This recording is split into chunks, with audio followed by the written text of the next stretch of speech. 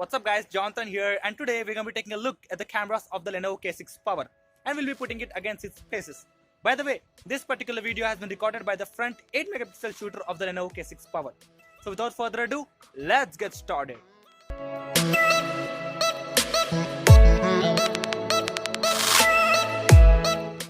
Before taking a look at the cameras of the smartphone, let's kick the numbers game aside. So the Lenovo k6power comes with a 13 megapixel camera, f2.0 aperture, PDAF and 1080p recording as a standard. So when we flip the smartphone, the Lenovo k6power comes with an 8 megapixel camera, f2.2 aperture and 1080p video recording capabilities. Before taking a look at the pictures and the videos, let's first fire up the camera and have a look at the camera interface. So let's jump right into the settings and see what features do we have. So there's a smart composition feature, smart draft tutorial, and yeah, I'm gonna set this aspect ratio to 16:9. There is some photo resolution and let's put it maximum, and there are a lot of features available. Let's now go to video, and there isn't anything much than changing the resolution, though I'm gonna set the resolution at full HD. Let's now go to modes, and yeah, you can even set the volume button settings so you can capture with it, geotagging and storage and etc. If you want, you can reset everything. And surprise, there's also a pro mode available, and I kind of like the pro mode as it doesn't force you to go out of the viewfinder as some manufacturers do, but again, you can adjust ISO, you can adjust focus, and yes, you can adjust manual focus as well.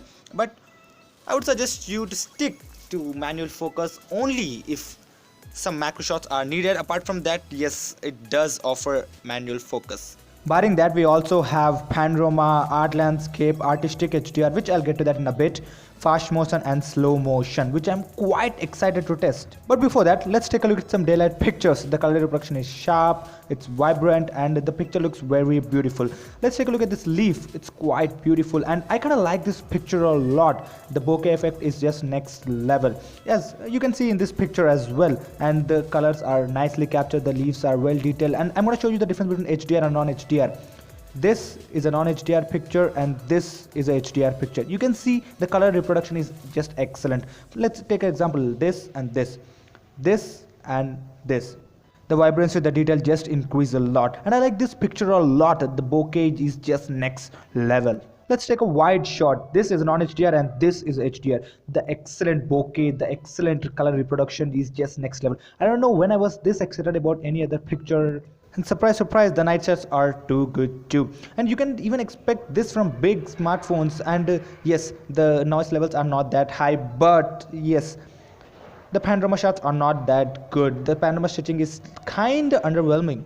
But again, the selfies are sharp, vibrant, and there is just details in the pictures, and I love those selfies. And speaking about selfies, let's take a look at some videos, and you can see the quality. It's a 1080p footage and the details are well captured. The 8 megapixel shooter is just quite good for vlogging, or you can use it for any way. Let's take a look at some main camera, 13 megapixel full HD videos. The OIS, yes, it's not present, but still the camera does a pretty good job of handling the exposure, the details, and I kind of like what I'm getting for that price. The focus speed isn't the best in the world, but it will get its job done. And yes, it's not as fast as Redmi 3S Prime, but still under 10k there isn't a lot to expect.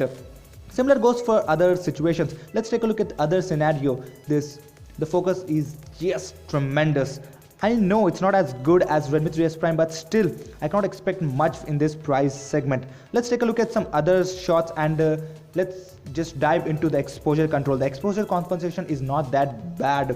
It handles colors nicely. The camera doesn't underexpose or overexpose the shot, but yes, the camera hunts for focus quite a bit, which kind of ruins the purpose, but still it does a pretty respectable job. I'm panning up and slowly panning down, and the camera hunts for focus quite a bit, but still, what can you expect from this price smartphone? I believe Redmi 3S Prime did a good job over this, but still it's not bad. But what I'm quite excited about is the slow motion. You can see, yes, it's a 30 fps shot, the software does it, but still it's a 540p shot, but still the slow motion is just next level. Let's take a look at another situation, and yes, you can see slowly the kid is looking at me. Oh yeah, let's get back to the video, and the slow motion is just quite excited. I didn't see any smartphone under 10k performing this good, this slow to be precise. All in all, the Lenovo K6 Power punches well above its weight, and it can easily be concluded that this is the best budget camera smartphone under 10K. I don't know about the Moto G4 Plus, but it is the best smartphone under 10K in terms of camera performance. But how is the overall smartphone?